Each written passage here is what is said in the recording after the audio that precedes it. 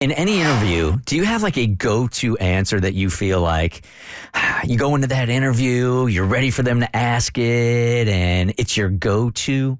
Not that I can think off the top of my head. No? No, I don't either. Tommy? At NC State, I actually took an interviewing class, and it was the most practical class I took my entire college career. What advice did you get that helped? Say you want the job 3 times in the interview. I've done it every time, and it's worked every time. Do you say it immediately, even before you like shake hands? I want the job. Give me the job. I want the job. I want the job. I want the job. I slyly worked it in. It worked on you. Did it? So you say it 3 times throughout any time in the interview. I want the job. Yep. All right. So there's a TikToker that thinks she has the magic pill when it comes to interviews. She's used this every single time, and for her, it's worked every time she's used it. You guys don't even understand. Every job I've ever interviewed for where I've said this, I've gotten the job. Do your interview, be normal, whatever. Before you're done, the last question you're going to ask them is something along the lines of, are there any concerns that you have about me that we can address before we end? They will have concerns. And then that's your time to address them. And then once you're done addressing them, they'll have no concerns. And you will literally get the interview saying you got the job. It's pretty smart. It It is. seems pretty practical. I think I asked you that, or I asked one of you guys that. Yeah, it was my longest answer. it was a Hang on, let me pull 90-minute up my answer. list. Well, there is a hard rule that when you're interviewing for a job and the person asks you, do you have any questions? You should always have a question to show interest in the position. If you say, no, I'm good, I don't have any questions, then you come off aloof. So you always have a question to ask. And if that's the question and then you leave them satisfied, like, well, maybe they are the right fit. It's a genius move. Yeah, it's kind of ballsy, too. Yeah. Yeah, because you got to be ready to answer whatever they come up with concerns. And it shows that you're able to take constructive criticism. For sure. I would mix the 2 pieces of advice and ask that one 3 times instead of using Tommy's thing. Do you have any concerns about me? Are you sure? Are you sure there's nothing that's concerning about me? All right, let's get to this email here because she knows she wasn't supposed to be in this email, in her coworker's email, and she pretty much got what she wanted, but now she's wondering what to do with this information. You got something going on, you want to share it with us, hit us up at thebertshow.com. I could use your help.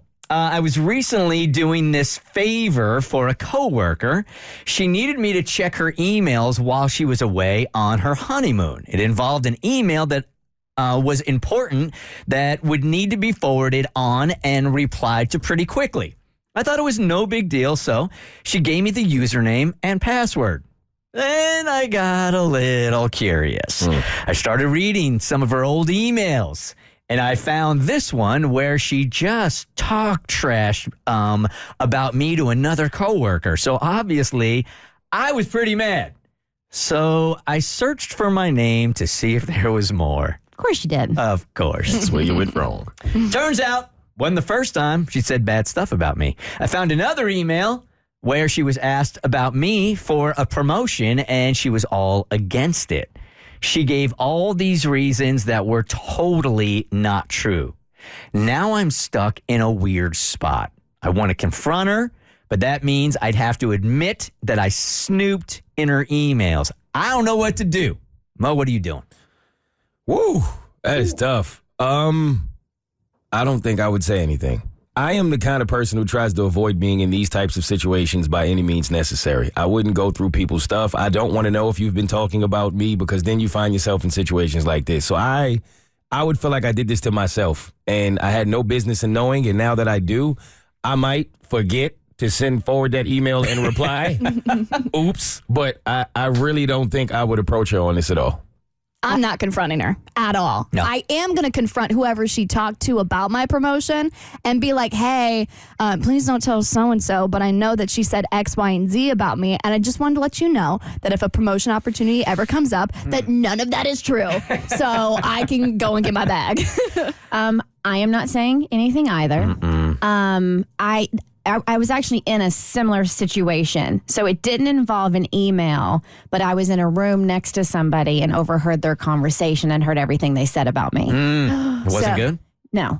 And so, What was it? What did they say? no, and it was like, it was a mess, and it was conversations that got misconstrued. I was so upset. I called my husband at the time because I didn't know how to react and what I should do because I was thinking about confronting. But ultimately, what I did is I filed that conversation away, and I was like, all right, you know what? I have my insider information. I know what I'm dealing with here, and I was able to move forward accordingly. And That's very mature. And I am not mature, and that was very, very difficult. I, besides my husband, never told anybody else about said conversation, and everything worked out the way that it should had in the end. So I feel in this instance, you went digging for something. And what do you always say, Mo? If you knock on the devil's door long enough, eventually he gonna answer. And so she trusted you to go into her email and to forward this important email. And what you did is you started snooping, going through her old emails. And so if you say anything, you're going to be the bad guy here, not her, the one who talked trash about you. I don't know naturally how your attitude couldn't change, though. Even if you were trying to do what you're doing, compartmentalize and use it for better, right? I don't know how your attitude couldn't somewhat change by the person that was talking crap. You just, it'll shift slightly. But you use that information moving forward and how you deal with this person. And I promise you're going to be better for it in the long run. Yeah, I wouldn't say anything either. Nah. I just file it away, know what you're dealing You with. literally put your name in her search to pull up any email with your name in it. Like, I get it. Like, curiosity probably would have got the best of me too. But at that point, when you do that, you have to realize, all right, I'm taking this information and I'm keeping it to myself and moving forward accordingly. You know, there could be bonus drama here also. So if the original employee takes a look at what was searched in her own email, because that stays on your email, you can see what you searched. If she sees that our listener searched her name on her email, she'll know that she knows that there's been a bunch of crap talked about her. You know what I'm saying? Yeah, I do know what you're saying. I don't know that if I'm coming back from my honeymoon, that's the first thing I'm looking for, though. I'm still going to be in wedded bliss, God willing. The Bert Show. So first, thanks for watching. Second, you like what you just watched? That just scratches the surface. Get the Bert Show on any podcast platform. We're so good.